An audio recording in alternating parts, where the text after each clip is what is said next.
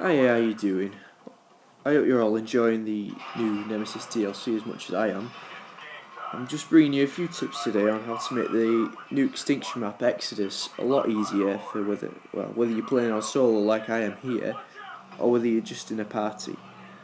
So first, I mean, the loadout's totally personal choice, but I always go the weapon specialist because of the damage you get and the sleight of hand, etc., which goes pretty much hand in hand with the armour as team support. I mean, and the equaliser, and a riot shield, and of course the vulture for the strike package, because, well, it's just the best by far. Now, the ammo type, I was kind of torn between incendiary and armour piercing, so I tried it with both, and, well, yeah, definitely armour piercing for this map. Or not, like I said, it's personal choice. Right, so this map is insanely tough. I mean, the ancestors alone are a pain in the ass to take care of. And on top of that, you got gargoyles, bombers, rhinos, hunters, phantoms. Pretty much every type of cryptid except the seeders from Mayday. So in terms of making it easier for you, for starters, you want to take advantage of all the red search boxes available to you. So first off, you definitely want to make the disruptor gun as soon as you can, which could be found on a workbench through the middle gate from spawn. It's pretty much the first thing that you open all the time. Well, it's pretty much unlimited ammo because it's self-replenishing, and it's really powerful gun, especially against the ancestors. So yeah, that's pretty much a must. Alright, next you probably want to take as many sticky flares and venom grenades as you can. I know you're thinking, oh, what, you can only carry 2 flares and 5 grenades at a time. Well, yes, but the reason I'm saying to make as many as you can is pretty much just for the end part here that I'm playing, which is definitely the hardest part. So in order to do this, you'll need to first scavenge either a hypno knife, flare, or even a trophy for your tactical slot, and then just some semtexes, claymores, or canister bombs, whatever, for your lethals. Oh, and I'll show you this method later, obviously, later on in the video, just in case my instructions are a bit rubbish. So, what you need to do is just go and get the schematics, get all the parts for the weapons, and then the most important bit, just don't craft them until you're back here in this area that I'm in, at least. I usually put them all at the back by the gate because it's easy to remember. So you can put them wherever you want, I suppose, because once you start this, the gates get closed off. So as long as they're around here and somewhere to remember, that's fine.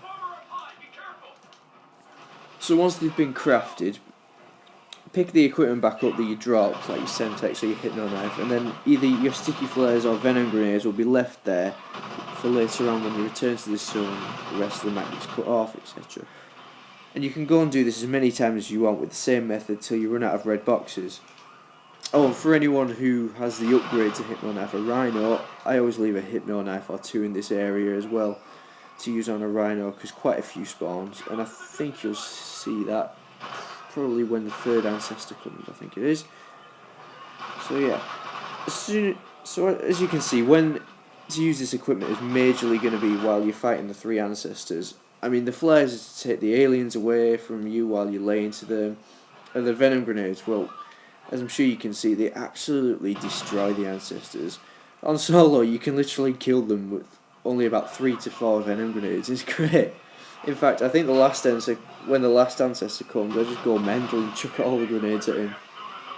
Oh, but a quick warning for this though, you have to actually hit them with the grenades for full effectiveness. You've probably seen me miss a few and it just doesn't really do anything. It goes behind them because they're right skinny things.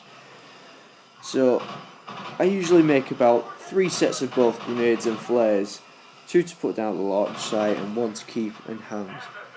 Oh, actually, I think for this game I made 4 sets of flares in total, like 3 at the launch site and 1 just to hand. But obviously, if you're playing with others, you might not have as many red boxes available due to everyone building the disruptor and stuff. I mean, yeah, there's other stuff to build, like the Tesla and the Hypno Traps, and they're okay, but honestly, I can really see more use coming from the flares and venom grenades, to be honest. They don't really do that much. So I think that's mainly it. Oh, apart from make sure that you throughout the whole map, not just this area. You might have seen me activate the traps a few times, but just make sure that you utilise these new Tesla air defense traps as much as you can, because they're bloody brilliant against gargoyles and bombers. Because most generators and doors, you get a few gargoyles and bombers spawning at the same time, and the trap takes care of them pretty well. It's just to take your mind off them, really, so you can focus fully on the cryptids on the ground. I mean, if a gargoyle spawns and you don't even realise, you can go down pretty easily with his little machine gun projectile tail thing that he fires at you. Alright, well, I think that's about it. I hope you enjoyed these tips. Let me know what you think. I'll leave you with the rest of this gameplay, and after that will be that tutorial I told you about on how to set all them flares and grenades up for the final area. Alright, cheers. See you later.